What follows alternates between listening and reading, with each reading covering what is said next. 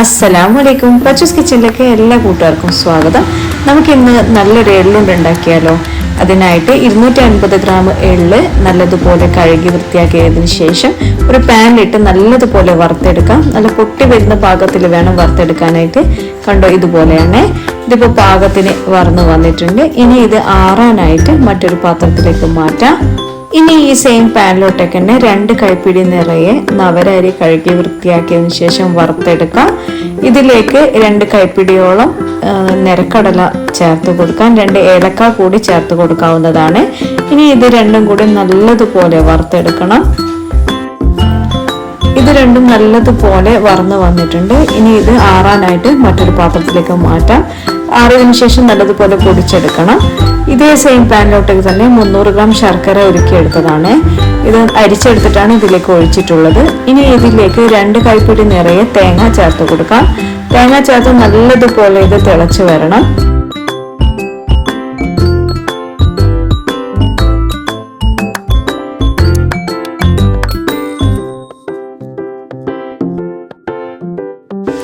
നല്ലതുപോലെ തിളച്ച് തുടങ്ങിയിട്ടുണ്ട്. ഇനി ഇതിലേക്ക് നമ്മൾ വറുത്ത് വെച്ച എള്ള് ഇട്ട് കൊടുക്കാം. എള്ള് പൊടിച്ചിട്ടില്ലേ, എള്ള് മുഴുവനെ തന്നെയാണ് ഇട്ട് കൊടുക്കുന്നത്. നമ്മൾ വറുത്ത് പൊടിക്കുന്നത് നവര അരിയും കടലയുമാണ് പൊടിച്ചെടുക്കേണ്ടത്. അതുപോലെ അതിൽ 2 ഏലക്ക വണകൾ നിങ്ങൾക്ക് ചേർത്ത് കൊടുക്കാവുന്നതാണ്. ഇനി ഈ എള്ള് നല്ലതുപോലെ ഒന്ന് ഇതുപോലെ വറ്റിച്ചെടുക്കാം. ഏകദേശം വറ്റിയ പരുവമായി കഴിഞ്ഞാൽ ഇതിലേക്ക് നമ്മൾ പൊടിച്ചു വെച്ച നവര അരി കൂട്ട് ഇതിലേക്ക് ഇട്ട് കൊടുക്കാം. ഇനി ഇത് നല്ലതുപോലെ ഇളക്കി യോജിപ്പിച്ചു കൊടുക്കാം. ശർക്കര പാനിയും നമ്മൾ ചേർത്ത അരിപ്പൊടിയൊക്കെ ആയിട്ട് നല്ലതുപോലെ ഒന്ന് യോജിച്ച് കിട്ടണം.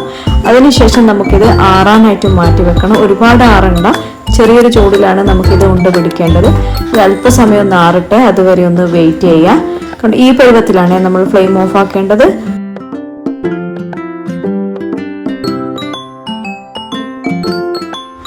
ഇപ്പോൾ അല്പം മാറിയിട്ടുണ്ട്. ഇനി ഇത് നല്ലതുപോലെ ഉണ്ട പിടിക്കാം. ഉണ്ടയുടെ വലിപ്പമൊക്കെ നിങ്ങളുടെ ഇഷ്ടത്തിനനുസരിച്ച് മാറ്റാവുന്നതാണ്. ഞാനിപ്പോൾ ഒരു ചെറുനാരങ്ങ വലുപ്പത്തിലാണ് ഉണ്ട ഉരുട്ടിയെടുക്കുന്നത്. ഇത് ഒരെണ്ണം ഡെയിലി കുഞ്ഞുങ്ങൾക്ക് കഴിക്കാൻ കൊടുക്കുകയാണെങ്കിൽ ഒരുപാട് ബെനിഫിറ്റ് ഉണ്ടാവും. എള്ളിൻ്റെ ഗുണവും നിരക്കടലയുടെ ഗുണവും അതുപോലെ നവരരിയുടെ ഗുണമൊക്കെ നിങ്ങൾക്ക് അറിയാമെന്ന് വിചാരിക്കുന്നു. അപ്പോൾ ഇതുപോലെയുള്ള ഉണ്ടകൾ നിങ്ങളുടെ മക്കൾക്ക് ഉണ്ടാക്കി കൊടുക്കുക. ഈ വീഡിയോ ഇഷ്ടപ്പെട്ടെങ്കിൽ നിങ്ങൾ നിങ്ങളുടെ കൂട്ടുകാർക്ക് ഷെയർ ചെയ്ത് കൊടുക്കാൻ മറന്നു പോകല്ലേ. താങ്ക്